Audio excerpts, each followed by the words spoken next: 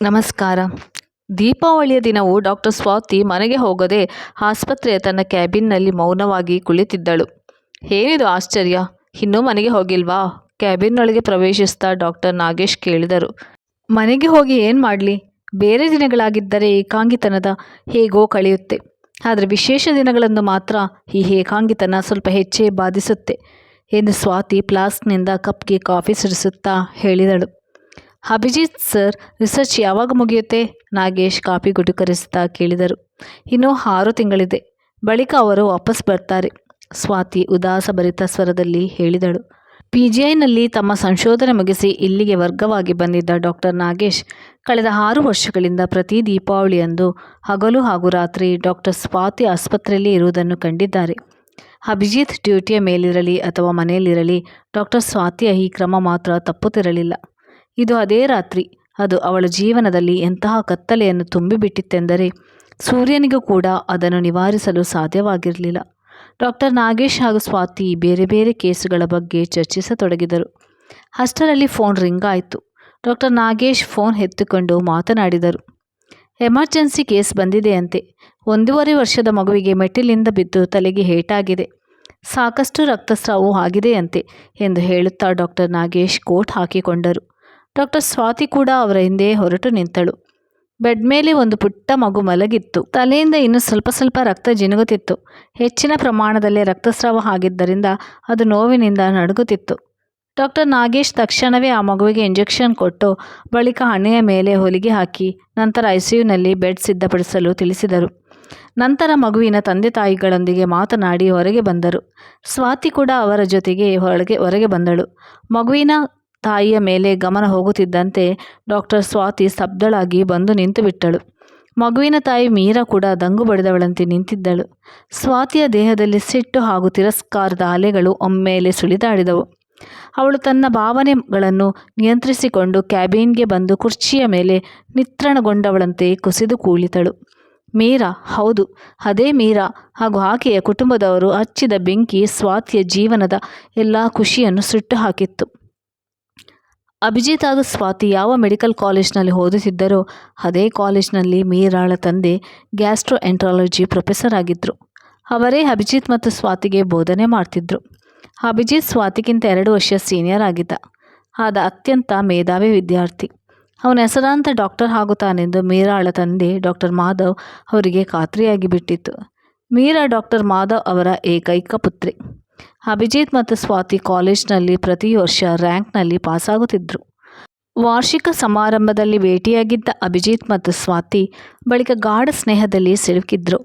ಅಭಿಜಿತ್ ಮತ್ತು ಸ್ವಾತಿಯ ಈ ಸ್ನೇಹ ಡಾಕ್ಟರ್ ಮಾಧವ್ ಅವರ ಕಣ್ಣಿಗೆ ಚುಚ್ಚುತ್ತಿತ್ತು. ಏಕೆಂದರೆ ಅವರು ಮೀರಾಳನ್ನು ಮದುವೆಯನ್ನು ಅಭಿಜಿತ್ ಜೊತೆಗೆ ಮಾಡಲು ಯೋಚಿಸಿದ್ದರು.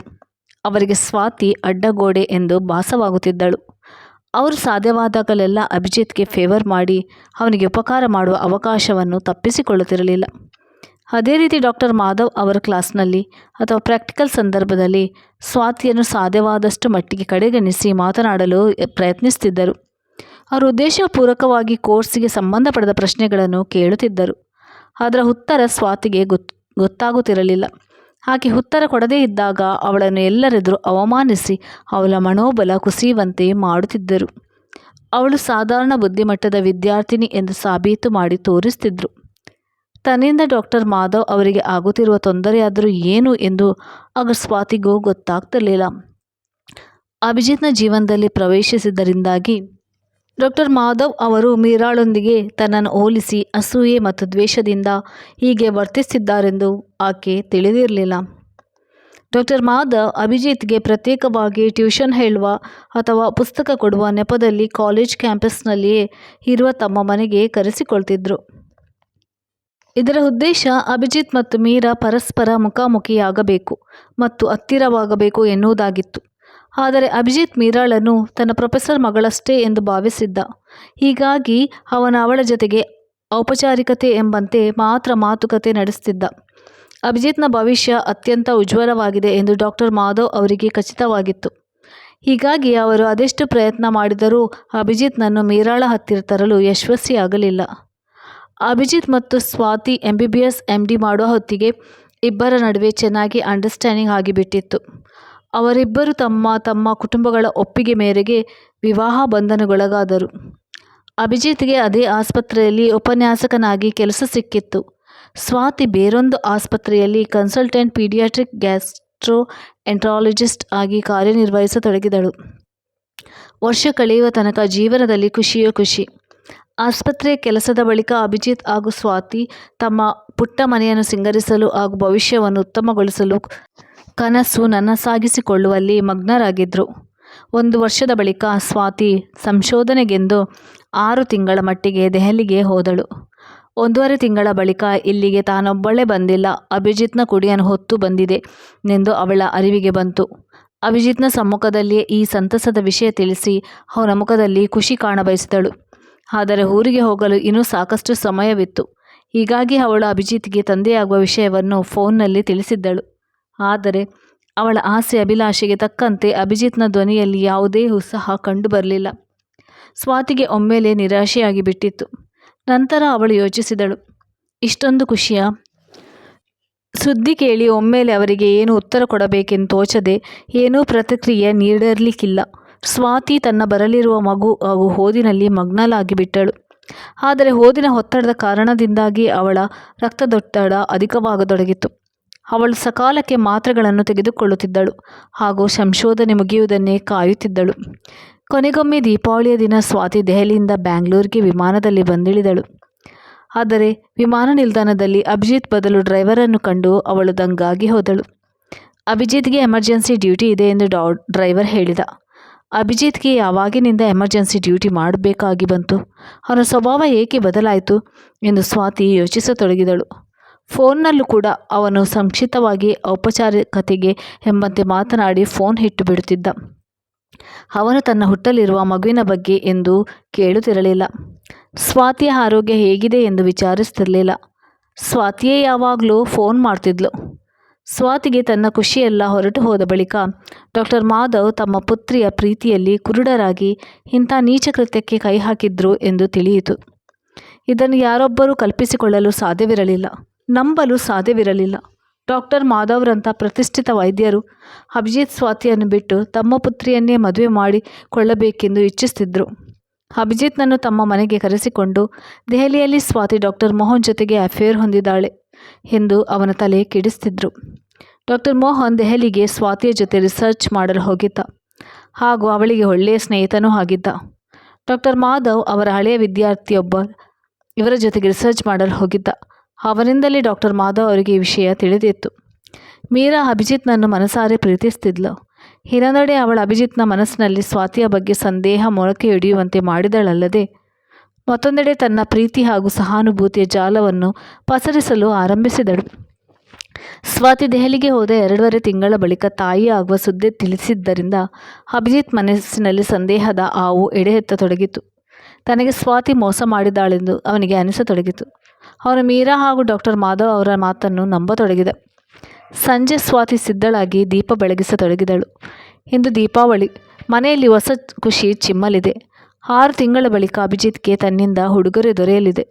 ಅವಳ ಮನಸ್ಸು ಖುಷಿಯಿಂದ ತುಂಬಿ ಹೋಗಿತ್ತು. ದೀಪ ಬೆಳಗಿಸಿ ಅವಳು ಅಭಿಜಿತ್ನಿಗಾಗಿ ದಾರಿ ಕಾಯತೊಡಗಿದಳು. ಆದರೆ ಆ ರೀತಿ ಬಂದವ ಸ್ವಾತಿಯ ಅಭಿಜಿತ್ನಾಗಿರಲಿಲ್ಲ. ಅವನು ಅತ್ಯಂತ ಅಪರಿಚಿತ, ನಂಬಿಕೆಯಿಲ್ಲದ ವ್ಯಕ್ತಿಯಾಗಿದ್ದ. ಹೀಗಾಗಿ ಅವನಿಗೆ ಸ್ವಾತಿಯನ್ನು ಕಂಡು ಏನೇನೋ ಖುಷಿಯಾಗಲಿಲ್ಲ. ತೀವ್ರ ಘಾಸಿಗೊಂಡಿದ್ದ ಅವಳ ಅಭಿಜಿತ್ಗೆ ಈ ಅಸಡ್ಡೆ ಹಾಗೂ ಪರಕೀಯ ಧೋರಣೆಯ ಕಾರಣ ಕೇಳಿದಾಗ ಅವನು ಹೇಳಿದ ಉತ್ತರ ಕೇಳಿ ದಿಗ್ಮೂಢಳಾಗಿ ಬಿಟ್ಟಳು. ಅಭಿಜಿತ್ ಅತ್ಯಂತ ಸ್ಪಷ್ಟ ಶಬ್ದಗಳಲ್ಲಿ, ಈ ಮಗು ನನ್ನದಲ್ಲ, ಮೋಹನ್ದು. ನಿನ್ನ ಮತ್ತು ಮೋಹನ್ ಮಗುವನ್ನು ನಾನೆಂದು ಸ್ವೀಕರಿಸುವುದಿಲ್ಲ ಎಂದು ಹೇಳಿದ. ನಿಮ್ಮದೇ ಮಗುವಿಗೆ ಅಪಶಬ್ದ ಬಳಸುವುದು ಹಾಗೂ ಬೇರೆಯವರ ಮಾತನ್ನು ನಂಬುವ ಮುಂಚೆ ನನ್ನೊಂದಿಗೆ ಮಾತನಾಡಬಹುದಿತ್ತಲ್ಲ ಅಭಿಜಿತ್. ನಿಮ್ಮಂತಹ ಉನ್ನತ ವ್ಯಾಸಂಗ ಮಾಡಿದ ವ್ಯಕ್ತಿ ಇಷ್ಟು ಕೀಳು ಮಟ್ಟದಲ್ಲಿ ಯೋಚಿಸುತ್ತಿದ್ದೀರೆಂದು ನಾನು ಯೋಚಿಸಿರಲಿಲ್ಲ. ಇದೋ ನನ್ನ ಮೊದಲ ಸೋನೋಗ್ರಫಿ ರಿಪೋರ್ಟ್. ಈ ರಿಪೋರ್ಟ್ ದಿನಾಂಕ ಹಾಗೂ ನನ್ನ ಗರ್ಭದ ವಯಸ್ಸು ನೋಡಿ ನಿಮಗೆ ಗೊತ್ತಾಗಬಹುದು. ನಾನು ಇಲ್ಲಿಂದ ದೆಹಲಿಗೆ ಹೊರಡೋ ಹೊತ್ತಿಗೆ ನಿಮ್ಮ ಅಂಶ ನನ್ನ ಗರ್ಭಕ್ಕೆ ಬಂದು 15 ದಿನ ಆಗಿತ್ತು. ನಿಮಗೆ ಆ ಸುದ್ದಿ ತಿಳಿಸಿ ನಿಮ್ಮ ಖುಷಿಯ ಮುಖ ನೋಡಬೇಕೆಂದು ಅಂದುಕೊಂಡಿದ್ದೆ. ಆದರೆ ಮನೆಗೆ ಬರುವುದು ಇನ್ನು ಸಾಕಷ್ಟು ದಿನಗಳಿದ್ದವು. ಹೀಗಾಗಿ ಫೋನ್ನಲ್ಲಿ ತಿಳಿಸಿದರಾಯಿತು ಎಂದು ಯೋಚಿಸಿ ಸುಮ್ಮನಾದೆ. ಹೀಗಾಗಿ 7 ತಿಂಗಳು ತಡವಾಯಿತು. ಸ್ವಾತಿ ತನ್ನ ರಿಪೋರ್ಟನ್ನು ಅಭಿಜಿತ್ ಕೈಗೆ ಹಿಡುತ್ತಾ ವ್ಯಾಕುಲ ಸ್ವರದಲ್ಲಿ ಹೇಳಿದಳು. ರಿಪೋರ್ಟ್ ಓದಿದ ತಕ್ಷಣ ಅವನಿಗೆ ಸ್ವಾತಿ ಹೇಳಿದ್ದು ಸರಿ ಎನಿಸಿತು. ಅವನು ಮೀರಾ ಹಾಗೂ ಡಾಕ್ಟರ್ ಮಾಧವ್ ಅವರ ಮಾತುಗಳನ್ನು ನಂಬಿ ಅನರ್ಥ ಮಾಡಿಕೊಂಡಿದ್ದ. ಅವನು ಸ್ವಾತಿಯ ಕ್ಷಮೆ ಕೇಳಲೆಂದು ಅತ್ತ ಕಡೆ ಹೆಜ್ಜೆ ಹಾಕಿದ. ಅಷ್ಟೊತ್ತಿಗೆ ಬಹಳವಾಗಿ ತಡವಾಗಿ ಹೋಯಿತು. ಮನೆಗೆ ಬರುವ ಖುಷಿಯಲ್ಲಿ ಸ್ವಾತಿ ರಕ್ತದೊತ್ತಡದ ಮಾತ್ರೆ ತೆಗೆದುಕೊಳ್ಳುವುದನ್ನೇ ಮರೆತು ಬಿಟ್ಟಿದ್ದಳು. ಅವಳಿಗೆ ಪ್ರಯಾಣದ ದಣಿವು ಹಾಗೂ ಅಭಿಜಿತ್ ಮಾಡಿದ ಆರೋಪ ಮನಸ್ಸಿಗೆ ಬಹಳ ನೋವನ್ನುಂಟು ಮಾಡಿತ್ತು. ಸ್ವಾತಿಯ ಕಣ್ಮುಂದೆ ಒಮ್ಮೆಲೆ ಕತ್ತಲೆ ಕವಿಯಿತು. ಸ್ವಾತಿಗೆ ಪ್ರಜ್ಞೆ ಬಂದಾಗ ಅಭಿಜಿತ್ ಪಶ್ಚಾತ್ತಾಪದ ಕಣ್ಣುಗಳಿಂದ ನಾಚಿಕೆಯಿಂದ ತಲೆ ತಗ್ಗಿಸಿ ನಿಂತಿದ್ದ. ದೀಪಾವಳಿಯ ಹಬ್ಬದ ರಾತ್ರಿ ಅವಳ ಜೀವನವನ್ನು ಎಂದೆಂದಿಗೂ ಕತ್ತಲಾಗಿಸಿ ಬಿಟ್ಟಿತ್ತು. ರಕ್ತದೊತ್ತಡ ಅತಿಯಾಗಿ ಹೆಚ್ಚಿದ್ದರಿಂದ ಅವಳ ಮಗು ಹೊಟ್ಟೆಯಲ್ಲಿ ಸತ್ತು ಹೋಯಿತು. ಆಪರೇಷನ್ ಮಾಡಿ ಸ್ವಾತಿಯನ್ನು ಉಳಿಸಿಕೊಳ್ಳಲಾಯಿತು. ಆದರೆ ಅವಳ ಜೀವನದ ವಿಶ್ವಾಸ, ಪ್ರೀತಿ, ಮಾತೃತ್ವ ಸುಖ, ಖುಷಿ ಇವೆಲ್ಲ ಭಾವನೆಗಳು ಸತ್ತು ಹೋಗಿದ್ದವು. ನೀವು ಮೂರು ಸಾವುಗಳಿಗೆ ಹೊಣೆಗಾರರು. ನನ್ನ ಮಗುವಿನ, ನನ್ನೊಳಗಿನ ತಾಯಿ ಹಾಗೂ ನಮ್ಮಿಬ್ಬರ ನಡುವಿನ ಸಂಬಂಧಗಳದು. ಸ್ವಾತಿಯ ಕಣ್ಣುಗಳಿಂದ ಕಣ್ಣೀರು ಚಿಮ್ಮಿದವು. ಅಭಿಜಿತ್ ಕೂಡ ಬಿಕ್ಕಿ ಬಿಕ್ಕಿ ಹತ್ತ. ಆಗಿನಿಂದ ಸ್ವಾತಿ ಯಾವುದೇ ಹಬ್ಬ ಆಚರಿಸುವುದಿಲ್ಲ. ಅವಳು ತನ್ನ ಊರು ಬಿಟ್ಟು ಮತ್ತೊಂದು ನಗರಕ್ಕೆ ಹೋಗಿ ಮಕ್ಕಳ ಸೇವೆ ಮತ್ತು ಚಿಕಿತ್ಸೆಯಲ್ಲಿ ತನ್ನನ್ನು ತಾನು ತೊಡಗಿಸಿಕೊಂಡಳು. ಆದರೆ ಪ್ರತಿ ವರ್ಷದ ದೀಪಾವಳಿ ಆಕೆಯ ಮನಸ್ಸಿನಲ್ಲಿ ಅಂಧಕಾರ ಹಾಗೂ ನೋವಿನ ನೆನಪನ್ನು ಮಾಡಿಕೊಡುತ್ತದೆ. ಸ್ವಾತಿ ಅತ್ಯಂತ ಕಷ್ಟದಿಂದ ಅಭಿಜಿತ್ ಜೊತೆಗಿನ ಸಂಬಂಧವನ್ನು ಸಾಮಾನ್ಯಗೊಳಿಸಲು ಪ್ರಯತ್ನಿಸುತ್ತಿದ್ದಳು. ಆದರೆ ಅಷ್ಟರಲ್ಲಿ ಮೀರಾ ಬಂದು ಆಕೆಯ ನೋವನ್ನು ಮತ್ತೆ ಕೆದಕಿದಳು. ಮಗುವಿನ ಸ್ಥಿತಿ ಅತ್ಯಂತ ಗಂಭೀರವಾಗಿದೆ. ರಕ್ತ ಬಹಳಷ್ಟು ಹೋಗಿದೆ. ಆಸ್ಪತ್ರೆಯಲ್ಲಿ ಮಗುವಿನ ಗುಂಪಿನ ರಕ್ತ ಕೂಡ ಇಲ್ಲ. 1 ಗಂಟೆಯಲ್ಲಿ ಮಗುವಿಗೆ ರಕ್ತ ಕೊಡದೇ ಇದ್ದರೆ ಅದನ್ನು ಉಳಿಸಿಕೊಳ್ಳುವುದು ಕಷ್ಟವಾಗ್ತದೆ. ಮಗುವಿನ ರಕ್ತದ ಅತ್ಯಂತ ಅಪರೂಪದ ಓ ನೆಗೆಟಿವ್. ಅಮ್ಮ ಅಪ್ಪನ ರಕ್ತ ಕೂಡ ಮ್ಯಾಚ್ ಆಗ್ತಿಲ್ಲ. ಡಾಕ್ಟರ್ ನಾಗೇಶ್ ರೂಮಿನೊಳಗೆ ಪ್ರವೇಶ ಮಾಡುತ್ತಾ ಚಿಂತೆಯ ಧ್ವನಿಯಲ್ಲಿ ಹೇಳಿದರು. ಬೇರೆ ಆಸ್ಪತ್ರೆ ಸಿಗಬಹುದಾ ಎಂದು ಕೂಡ ಅವರು ಫೋನ್ ಮಾಡಿ ವಿಚಾರಿಸತೊಡಗಿದರು. ಡಾಕ್ಟರ್ ನಾಗೇಶ್ ಒಳಗೆ ಬಂದ ಕೂಡಲೇ ಸ್ವಾತಿ ತನ್ನನ್ನು ತಾನು ಸಂಭಾಳಿಸಿಕೊಂಡು ವಾಸ್ತವಕ್ಕೆ ಬಂದಳು. 15 ನಿಮಿಷದೊಳಗೆ ಡಾಕ್ಟರ್ ನಾಗೇಶ್ ಎಲ್ಲ ಕಡೆ ವಿಚಾರಿಸಿ ಹತಾಶರಾಗಿ ಕುಳಿತರು. 1 ಯೂನಿಟ್ ರಕ್ತವಾದರೂ ಸಿಕ್ಕಿದ್ರೆ ಮುಂಜಾನೆ ತನಕ ಹೇಗೋ ನಡೆಯುತ್ತದೆ. ನಾಳೆ ಬೇರೆ ಕಡೆಯಿಂದ ವ್ಯವಸ್ಥೆ ಮಾಡಬಹುದು. ಮಗುವಿನ ಚಿಕ್ಕಪ್ಪ ನಾಳೆ ಬೆಳಿಗ್ಗೆ ಬರ್ತಿದ್ದಾರೆ. ಅವರದ್ದು ಕೂಡ ಅದೇ ರಕ್ತದ ಗುಂಪು. ಡಾಕ್ಟರ್ ನಾಗೇಶ್ ಕೈ ಹೊಸೆದು ಕೊಳ್ಳುತ್ತಾ ಹೇಳಿದರು. ಸ್ವಾತಿ ಡಾಕ್ಟರ್ ನಾಗೇಶ್ ಕೈಗೆ 1 ಕಪ್ ಕಾಫಿ ಕೊಟ್ಟು ತಾನೂ 1 ಕಪ್ ಕೈಗೆತ್ತಿಕೊಂಡು ಕುಡಿಯತೊಡಗಿದಳು. Thanks doctor Swati, doctor Nagesh ಕೃತಜ್ಞತೆ ಸೂಚಿಸ್ತಾ ಹೇಳಿದರು. ಸ್ವಾತಿಯ ಮನಸ್ಸಿನಲ್ಲಿ ಅಲ್ಲೋಲ ಕಲ್ಲೋಲ ಉಂಟಾಗತೊಡಗಿತ್ತು. ಅವಳ ರಕ್ತದ ಗುಂಪು ಕೂಡ ಓ ನೆಗೆಟಿವ್ ಆಗಿತ್ತು. ಆದರೆ ತಕ್ಷಣವೇ ಮೀರಾಳನ್ನು ನೋಡಿ ಅವಳ ರಕ್ತ ಕುದಿಯತೊಡಗಿತು. ಇದೇ ಮೀರಾಳದಿಂದಾಗಿ ಅವಳ ಮಗು ಈ ಜಗತ್ತಿಗೆ ಬರೋ ಮುಂಚೆ ಸತ್ತು ಹೋಗಿತ್ತು. ಇದೇ ಮೀರಾಳ ಕಾರಣದಿಂದಾಗಿ ಅವಳು ಈವರೆಗೂ ಅಭಿಜಿತ್ನನ್ನು ಕ್ಷಮಿಸಲು ಸಾಧ್ಯವಾಗಿಲ್ಲ. ಹಾಗೂ ಅವರಿಬ್ಬರ ಸಂಬಂಧ ಸಾಮಾನ್ಯಗೊಂಡಿರಲಿಲ್ಲ. ಅವಳಿಂದಾಗಿ ಸಮಸ್ತ ಖುಷಿಗಳೆಲ್ಲ ಸುಟ್ಟು ಕರಕಲಾಗಿ ಹೋಗಿದ್ದವು. ಅವಳ ಜೀವನ ಕಾಯಮಾಗಿ ಕತ್ತಲಾಗಿಯೇ ಹೋಗಿತ್ತು. ತನ್ನ ಮಗುವಿನ ಕಷ್ಟದ ಸ್ಥಿತಿ ಕಂಡು ಈಗ ಮೀರಾಳಿಗೆ ಸ್ವಾತಿಯ ನೋವಿನ ಅನುಭೂತಿ ಉಂಟಾಗಿರಬೇಕು. ನಾನೇನು ಮಾಡಲಿ, ಅವಳ ಮಗು ಬದುಕಬೇಕೋ ಸಾಯಬೇಕೋ? ಸ್ವಾತಿ ಯೋಚನೆ ಮಾಡತೊಡಗಿದಳು. ಇಲ್ಲ ಸ್ವಾತಿ, ನೀನೊಬ್ಬಳು ಡಾಕ್ಟರ್. ಇಂಥ ಕುಲಕ್ಷ ಸಂಗತಿಗಳನ್ನು ನೀನು ಯೋಚಿಸಲು ಕೂಡ ಸಾಧ್ಯವಿಲ್ಲ. ನೀನು ಡಾಕ್ಟರ್ ಆಗುವ ಮುನ್ನ ಏನು ಪ್ರಮಾಣ ಮಾಡಿದ್ದೆ ಎನ್ನುವುದನ್ನು ನೆನಪಿಸಿಕೊ. ಯಾವುದೇ ಸ್ಥಿತಿಯಲ್ಲಿ ಮಾನವತೆಯ ಸೇವೆ ಮಾಡ್ತೀನಿ ಅಂತ ಪ್ರಮಾಣ ಮಾಡಿದ್ದೆ. ನೀನಂತೂ ಶಿಶುರೋಗ ತಜ್ಞೆ. ಮಕ್ಕಳು ಮುಗ್ಧರು, ನಿರಪರಾಧಿಗಳಾಗಿರುತ್ತಾರೆ. ಸ್ವಾತಿಯ ಮನಸ್ಸು ಅವಳನ್ನು ಧಿಕ್ಕರಿಸಿತ್ತು. ಬಾಲ್ಯದಲ್ಲಿ ದೀಪಾವಳಿಯ ರಾತ್ರಿ ಅಮ್ಮ ನಮ್ಮ ಮನೆಯ ಜೊತೆಗೆ ಬೇರೆ ಮನೆಗಳಿಗೂ ದೀಪ ಇಡಲು ಹೋಗ್ತಿದ್ರು. ತಟ್ಟೆಯಲ್ಲಿ ಹಣತೆಗಳನ್ನಿಟ್ಟುಕೊಂಡು ಪ್ರತಿಯೊಂದು ಮನೆಗೂ 1 ಹಣತೆ ಇಟ್ಟು ಬರ್ತಿದ್ರು. ಇದು ಮಾಮೂಲಿ ಹಣತೆ ಅಲ್ಲ ಸ್ವಾತಿ. ನಾವು ಕೇವಲ ನಮ್ಮ ಮನೆ ಹಾಗೂ ಜೀವನದಲ್ಲಷ್ಟೇ ಅಲ್ಲ, ಬೇರೆಯವರ ಜೀವನ ಹಾಗೂ ಮನೆಯಲ್ಲೂ ಆನಂದದ ಬೆಳಕು ಬೀರಲಿ ಎಂದು ಹಾರೈಸ್ತೇವೆ. ನೀನು ಡಾಕ್ಟರ್ ಆಗಲು ಹೊರಟಿರುವೆ. ನಿನ್ನ ಮನಸ್ಸಿನಲ್ಲಿ ಈ ದೀಪದ ಬೆಳಕನ್ನು ಯಾವಾಗಲೂ ಆರದಂತೆ ಕಾಪಾಡಿಕೊಂಡಿರು. ಜನರ ಜೀವನದಲ್ಲಿ ಯಾವಾಗಲೂ ಖುಷಿಯ ದೀಪ ದಾನ ಮಾಡುತ್ತಿರು.